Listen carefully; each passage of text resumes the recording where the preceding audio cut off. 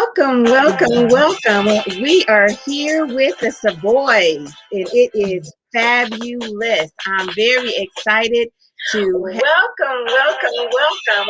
We are here with the Savoys, and it is fabulous. I'm very excited. I am confused about what's going on. I don't know.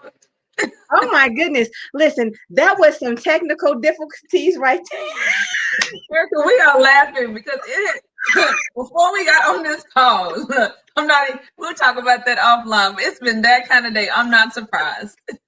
You know what? But all you can do is laugh at it. That's right. Nothing is going to steal my joy.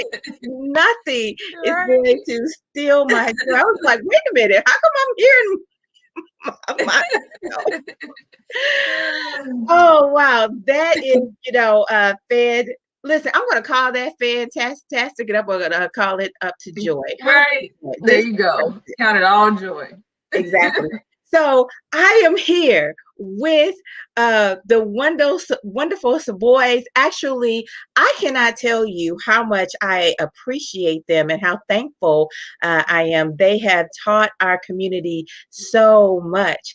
And we've actually had the opportunity to partner up on some other projects. So this has just been a good time. And this might be the end of the series, but it's not going to be the last time, y'all. It's not going to be the last time. Go ahead and throw your questions at me, and I'll try my best to work them in. But for right now, we need to know, what is the difference between the female narcissist and the male narcissist? That female narcissist is something else. Like I always say, the male, when you think of narcissists, people tend to think of men, like men are the face of narcissism, but female narcs, they both fundamentally are the same. We know this is a spirit, personality disorder, whichever one you tend to subscribe to, but fundamentally they're the same. But the female differs because she's able to use her charm and more passive aggressive methods to achieve her goals. So whereas the male is a little more overt, the female is much more covert. She's much more stealth and savvy, more savvy than the male, her male counterpart is, I would say. And I've dealt with both men and women, and I picked up on the men much more quicker than I did the women. For the women, it took me a little bit longer, a little bit more discernment to discern that, oh, this is something else. It's not just jealousy. It's not just, the passive aggressive digs. It's not just the envy. This is something else. So yeah, those are some of the few differences that males have. Oh, that is really, really good. And it's not that males don't use those traits, that the traits don't switch back and forth. But I agree with you so much that the female narcissist is much more cunning than the male narcissist. And listen, y'all, before we had us a little video glitch, we were chatting. We were chatting about how we're going to even celebrate the fact that women can be narcissists because they have power. How about that? Yes, because we have power now. That's good. Yes. Exactly. So this is, Women's History Month. And so we are celebrating women. We're going to celebrate the fact that they have power, but we're also going to hope and pray that they use their power in a healthy way. That's why you have to use your powers for good and not evil. So can you be the good witch and not the evil witch? Wait a minute, I'm gonna be bad. I'm gonna get you, my pretty. That's my movie now. There we go. So when people think about female narcissism, what comes to mind often is the movie Mean Girls. That's good. Yes. I think that a female narcissist is a planner. They often plan, and they often play the victim role really well. Ooh, yes. It's like a Karen on steroids or something. Did you Like, say Karen? I did. I went there. Very strategic, very the help me, the victim role. You seen that. So, do you think that femininity lends itself to narcissism? I'll let you take that. We're to say no. Say no, Paula. Oh, you've seen some female narcissists. Let's not play.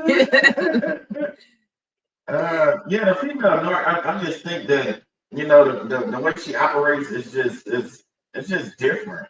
And it, like Shannon said, the male narcissist.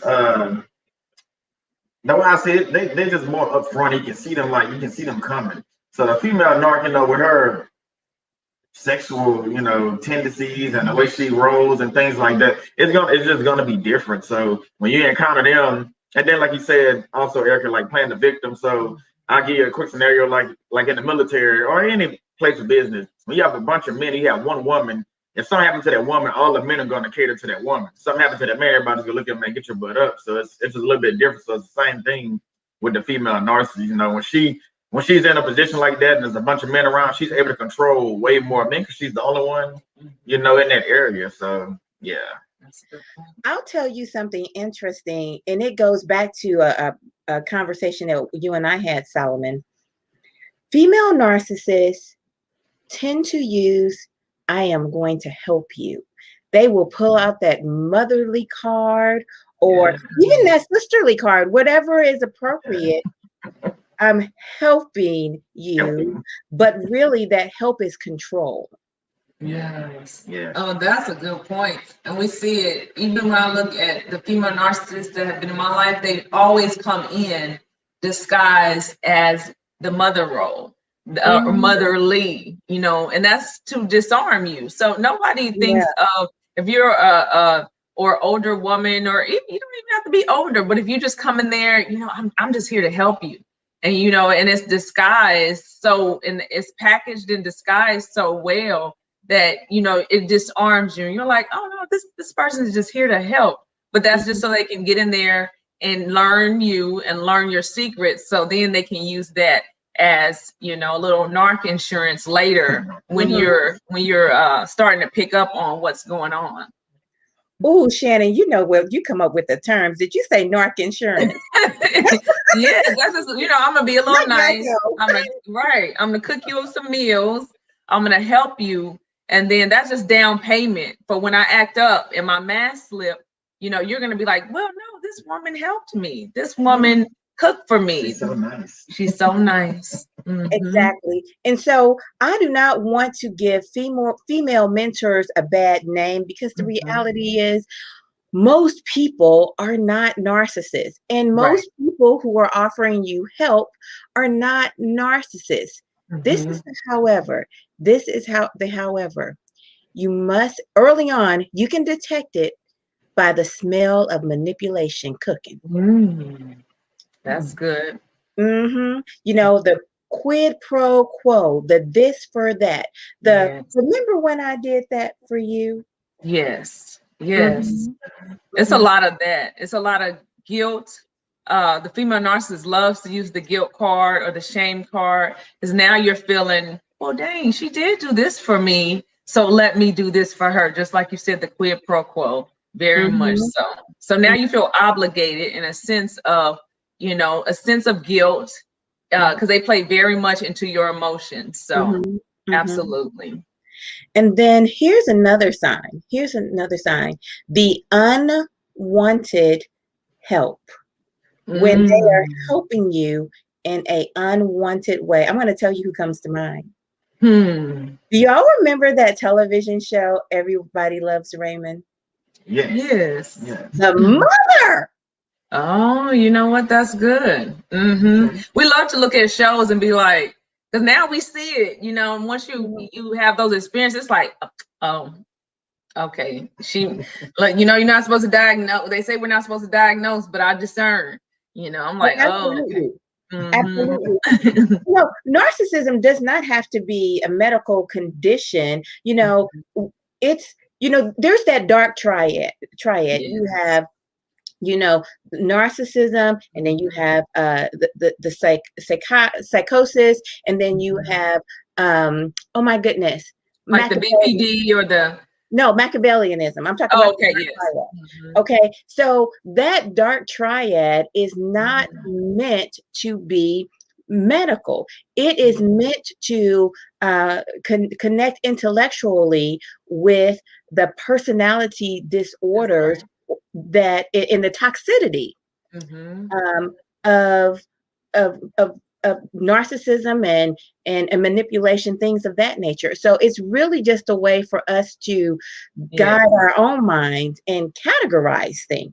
Yes, and that's good. And it goes to say, we all can have narcissistic traits. I can be some Right. selfish at times or something like that, but is there a pattern? With narcissists, Mhm. there is a distinct pattern if you're able to put the puzzle pieces together. And most times people aren't able to put the puzzle pieces together because narcissists go from grouping to sector of society to, they move around, or even if they stay in one place, they move from groups of people, so they're able to maintain control, and perfect that image in a way. But you see the patterns are still there. It's very distinctive once you pull back the onion or put all the pieces together. And once people get to talking, you're like, oh, she did this to you, she did this to you, but they're able to triangulate and keep people so separate where the people never come together and talk. So Um, bring it together, bring that home, because a trick and trap of the narcissist, mhm, particularly, I'm not going to say the male narcissist doesn't do this, but the female mhm. narcissist will really corner you off Yes. Yes. and have you feeling emotionally Mhm. isolated, Yes. That's you good. know? hmm Mhm. And I'm going to use Everybody Loves Raymond again because it is a visual example. She constantly pits one son against the other. They, Mm. have them racing towards and for her affection. Okay, Mm. keeping one behind, keeping one feeling like his birthright is being given to the other one. So it creating an atmosphere of toxic competition. Mhm. Okay, so that is a trait that you want to watch for when it Mhm. comes to that, to any narcissist, but particularly that female narcissist. So I would say, in your girl groups or whatnot, Mhm. you have that one that's always comparing Mhm. in a toxic way, Right. not to uplift, but a false competition Yes. Very competitive. Highly competitive. in an Mhm. unnecessary way. Right. Fun competition is great, right? Right. Yes, if we're competing, I said that the other day, like if me and Solomon are tracking steps or something like that, that's friendly. Or if me and Mhm, my girlfriends are in a group and we're like, we're competing in a good way, in a healthy way. We talked about that on Kingdom Couples, but in a way that edifies and builds each of us up, not that puts one of us above the other, but we iron sharpens iron kind of competition, mhm, not a mean girl competition. mhm, mhm. So, a frequent trick of a female narcissist is the silent treatment. Mm. Mhm. But what I've seen is the female narcissist not only um, she won't talk to you, but she'll keep other people from talking to you. Yes. Mhm. Why are you laughing, Solomon? No, I mean that's true because especially in workplace situations or in just in general family dynamics. I mean they in control of so many people. So it's like what Shannon said a while ago. So many people think they're the goody two shoes. They're the nice person. They get along with everybody. Always doing for others. They're always cooking for others, but like she said, it's like a down payment. They got to put on this front and this facade, like, you know, I'm the best at everything. But in actuality, behind the scenes, they controlling and manipulating everybody.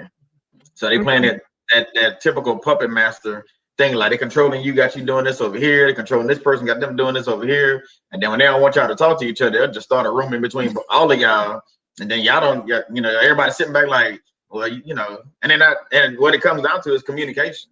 They communicating with everybody, but like she said, nobody else communicating with each other because they mad at each other because she didn't say something. So it's like you would just go ask that person, you would figure out they never said that. It came from the narcissist, but the narcissist sitting back. It's like I said the other day, it's like throwing a grenade in the middle of like a crowd of people and just watching confusion. You know, you just sit back and like, how many I'm gonna get? So that's good. Okay, so let us talk about this idea of blame shifting. Can you explain that for us? Unpack that a little bit. Yeah, so narcissists evade accountability. They loathe accountability. That is their what is it, modus operandi or operandi. That is how they operate. It is their goal to make sure that they do not take accountability. So if they have to take accountability, or if the seat gets too hot, they'll just blame somebody else. They'll just scapegoat somebody else. And that's, I think, yeah, that's my shirt says, you can't see it, but it says scapegoat. And the scapegoat is the one that the narcissist designates that is going to take the fall for whatever it is that contraption that they have laid. The scapegoat is going to be the one that is going to be the fall guy for whatever the narcissist has done. And so in a relationship, they'll just switch the blame to you so that they don't have to take accountability. And then they'll project whatever the narcissist accuses you of, that's in fact what they are doing.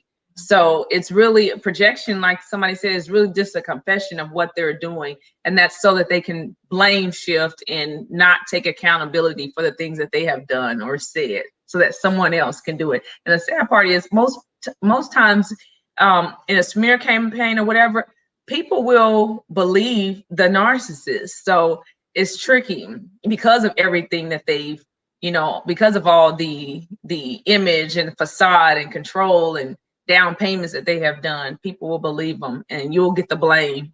And the narcissist, like Solomon said, they'll throw that bomb and they'll skate on into the sunset. So we've talked a lot about, you know, being a gray rock, right? We've talked about that. When the narcissist is blame shifting, is it a good idea to speak up at that point?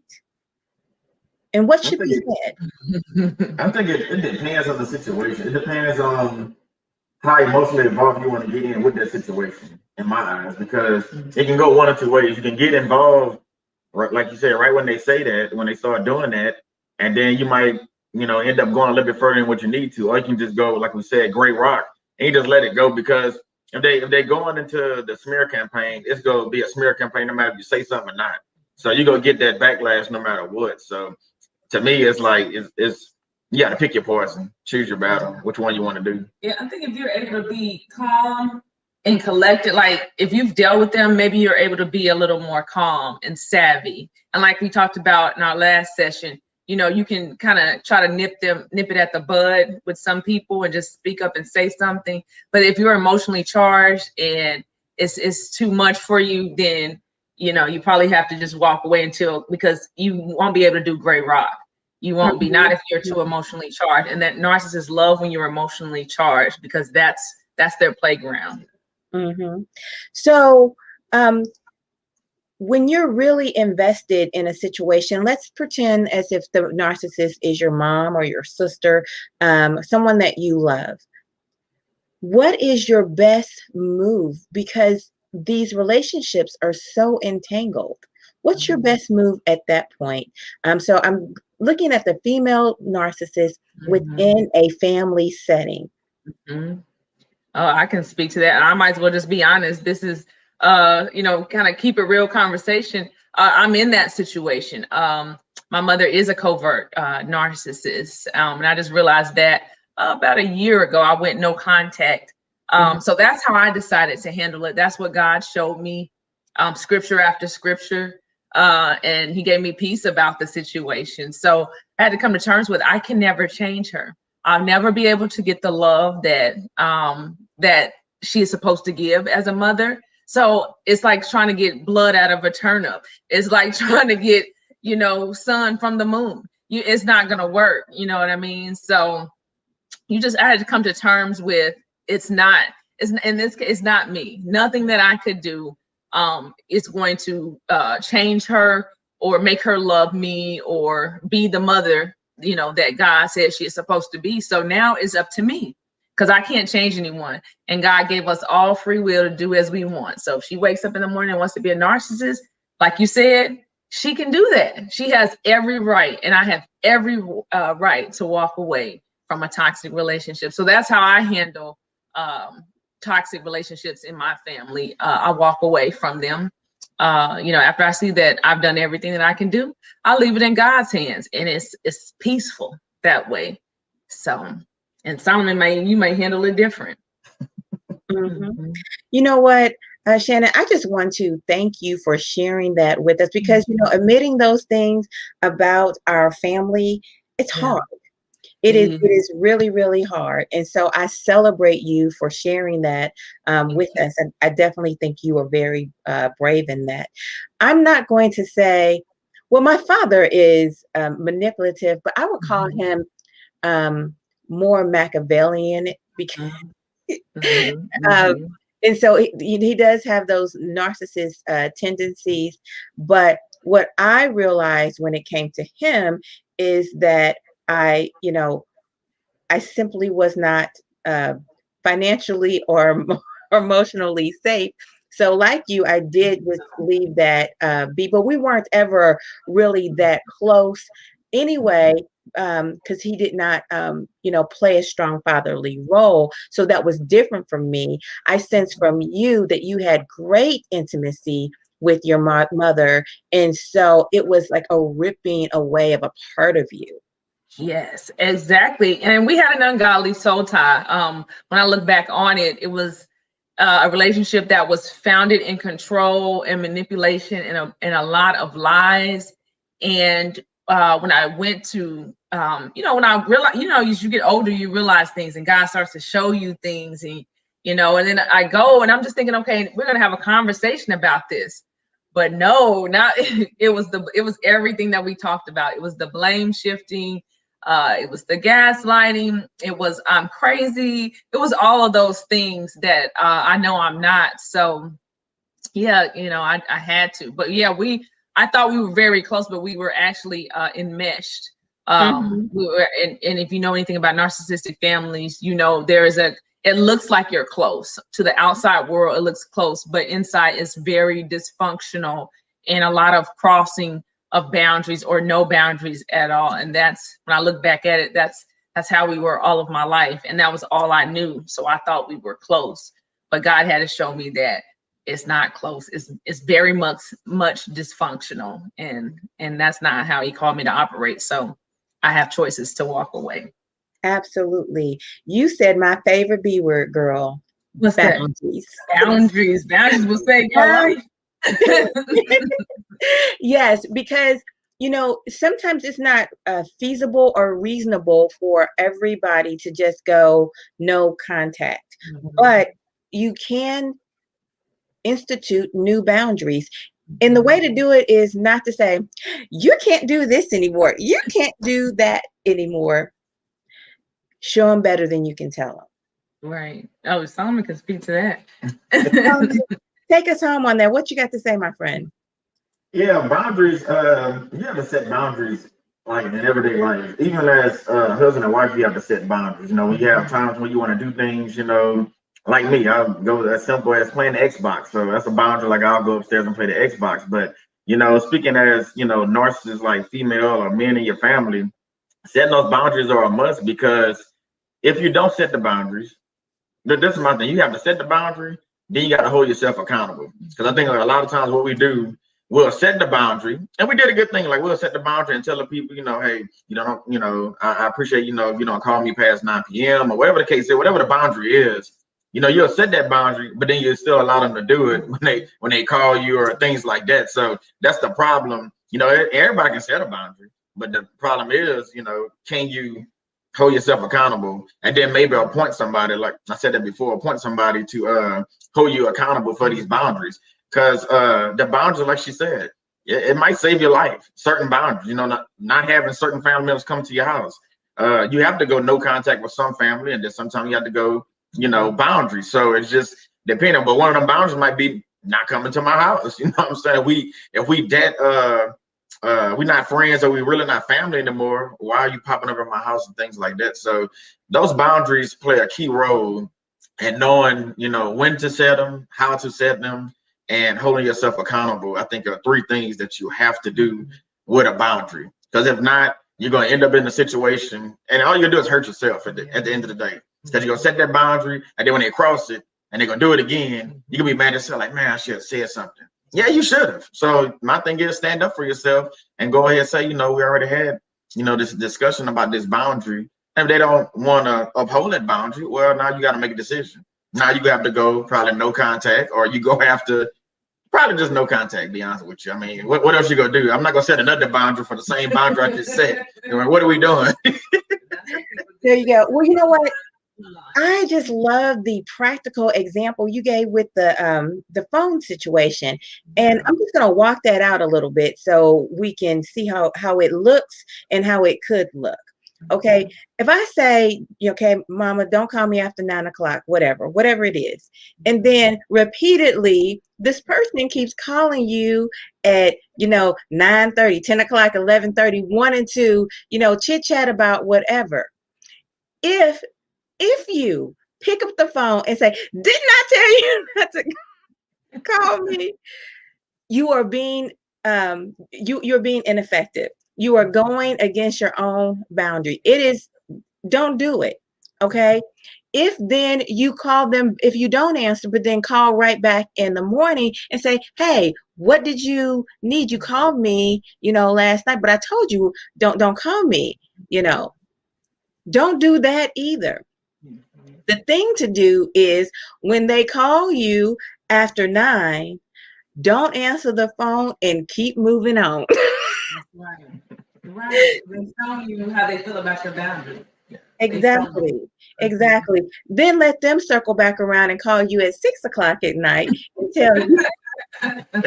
They'll figure it out. Exactly. They will figure it out. Give them the credit and the responsibility of managing themselves. We don't need to manage them. I like that. I love that. Oh my goodness. Do you have any closing words at the end of this really fabulous series? I am so thankful for you guys. You have been such a blessing. Do you have any parting words for this particular series? Because they're going to be back, y'all. But do you have any parting words for the family? I'll go first.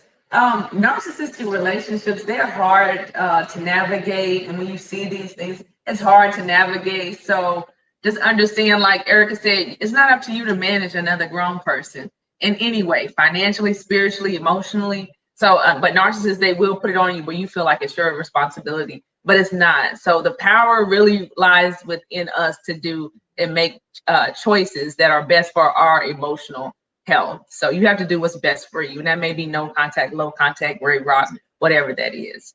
So, and that's all I want to say, but don't feel guilty about that. What do you say? I just say just recognize the signs of narcissists. And you can recognize the signs that help you determine, who you should be hanging around with. And that's at work or at home. So you have to recognize these signs, the things that we discussed in this series. I think are they vital to, your well-being, to be honest with you, because we're seeing time at a time that people that are in narcissistic relationships, they look like they look like death when they're in a relationship. They do. So it's like, I call them energy vampires. They're just sucking you dry. So you have to realize that these people are bad for your health. We used to say it, in the 80s and 90s that, you make me sick, but the narcissist really does.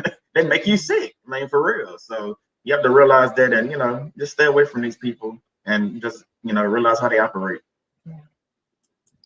Wow, that is too good. My last word on this matter is going to be to break away from codependency and Mhm. give yourself the gift of boundaries. Thank you so much for watching, family, and you have a good evening.